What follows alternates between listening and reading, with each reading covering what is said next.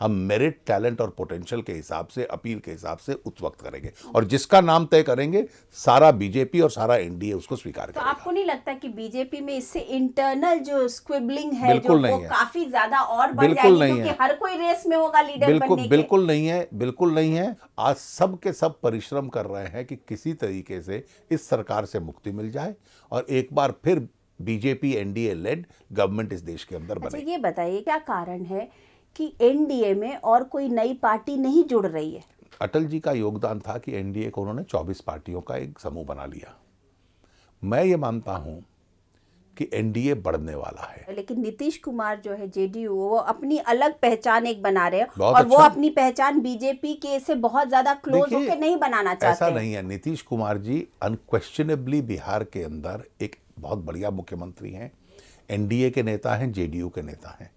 स्वाभाविक है कि हर विषय पे हमारी आइडियोलॉजी सेम नहीं है। अगर सब विषय से हम सहमत हो जाएं तो पार्टी ही एक हो जाए। अगर नीतीश कुमार का चेहरा आगे आएगा तो क्या बीजेपी सपोर्ट कर देगी? व्यक्तियों के संबंध में क्या स्थिति आएगी हम तब तय करेंगे। अच्छा, बीजेपी के कौन लीडर होंगे? क्योंकि दो चेहरे हमेशा मैं कई बार जवाब दे चुका हूं, लेकिन अंतिम वाक्य आपको बतला दूं हमारा लीडर और आपके बीच में हमेशा चॉइस की बात आ जाती है। हमारा जो भी लीडर होगा वो डायनेस्टिक पे नहीं होगा, ये मेरिटोक्रेसी की लड़ाई है, वो मेरिट के आधार पर होगा। देखिए, मैं मानता हूं कि हालात तय करेंगे, पार्टी तय करेगी, और इस विवाद में हम आज उलझेंगे भी नहीं और ना ही आप मुझे इस विवाद में आज फंसा पाएंगे। अरुण जेटली से ये बातचीत जारी रहेगी, लेकिन लेते हैं एक छोटा सा ब्रेक।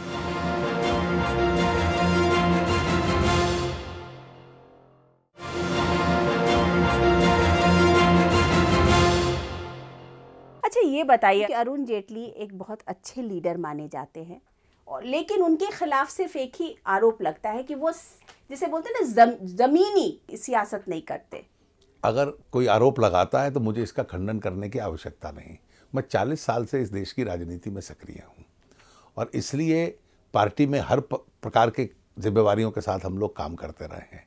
जो जिम्मेवारी मिलेगी करेंगे। Let people make up their own mind. मुझे जो आरोप लगाते हैं, कोई एडवर्स टिप्पणी करता है, कोई प्रशंसा करती है, we have to take it in our stride. You are seen as the senior most leader of the BJP.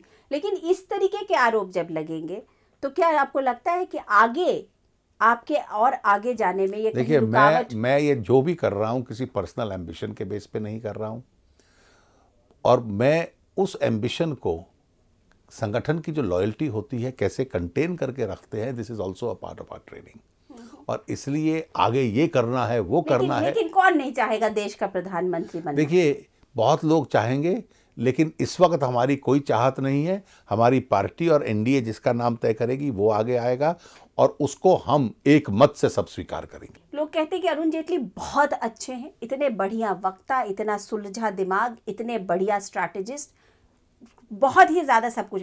लेकिन अरुण जी को जब संगठन की जिम्मेदारी देनी होती है और किसी प्रदेश की, और जहां पर खास करके इलेक्शन हो, तो वो उसी स्टेट में जाते हैं जहां पर उन्हें पता होता है कि वहां पर उनके लेड जो है वो सरकार आ जाएगी। ऐसा नहीं होता। देखिए, मैंने उत्तर प्रदेश की जिम्मेवारी भी निभाई है जहां हम नहीं जीते। मैं हाल ही में जम्मू कश्मीर की जिम्मेवारी दिला रहा था, हम केवल 11-12 सीट जीते।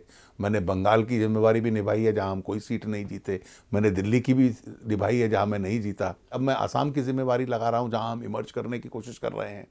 इसी प्रकार से 10 राज्य वो भी हैं जहां मैंने जिताया भी हो, मदद की होगी पार्टी के जीतने में। और जिम्मेवारी मैं स्वयं तय नहीं करता, पूरी पार्टी कलेक्टिवली तय करती है। अब आगे क्या अरुण जेटली के लिए?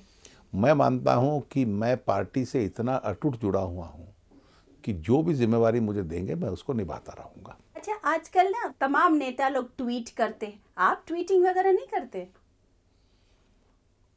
ऐसा स्वभाव होता है हर एक का, और हर एक की प्रेफरेंस होती है। कोई लिखता है, कोई सेमिनार्स में ज़्यादा बोलता है, कोई मीडिया में इंटरव्यूज ज़्यादा देता है, कोई ट्वीट ज़्यादा कर सकता है, कोई ब्लॉग लिख सकता है। These are all various instruments which are available. और इसमें कोई बुराई नहीं है कि कोई किसी का प्रयोग कर ले। जैसे मैं कॉलम्स लिखने का शौकीन हूँ, मीडिया में लिखता हूँ, पार्टी के अभ्यास वर्गों में या सेमिनार्स में बोलने का शौकीन हूँ, इन विषयों पे बोलता हूँ। तो हर एक का अपना स्वभाव होता है।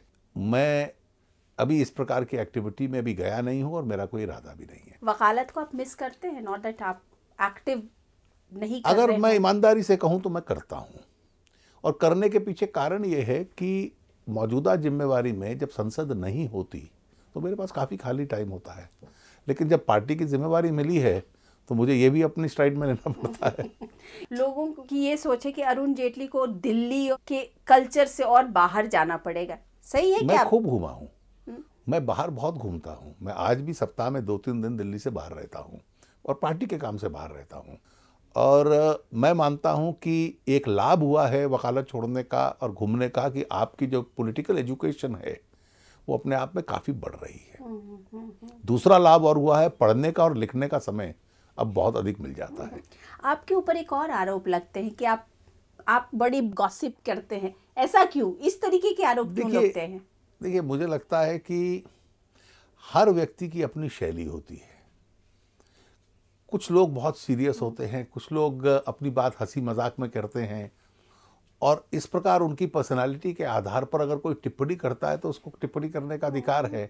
उस पर हम लोग बहुत शिकायत करें। कुछ लोग बहुत औपचारिक और फॉर्मल होते हैं। आपके कुछ कलीग्स नाराज भी हो जाते हैं कि अरे उन्होंने गॉसिप में मेरे बारे में ऐसा कह दिया, वहां पे ये कर दिया। ऐसा मुझे लगता है ये ओवरस्टेटेड है। अब आगे बताइए कि इस बार का सेशन, पार्लियामेंट का सेशन चलेगा कि नहीं? हम चाहेंगे कि चले, और ये चलाने की जिम्मेवारी हमसे ज्यादा सरकार की है। Thank you so much. तो ये थे राज्यसभा में विपक्ष के नेता अरुण जेटली। अगले हफ्ते किसी नई पर्सनालिटी के साथ मैं अनुराधा प्रसाद आपसे फिर मिलती हूँ। तब तक के लिए नमस्कार।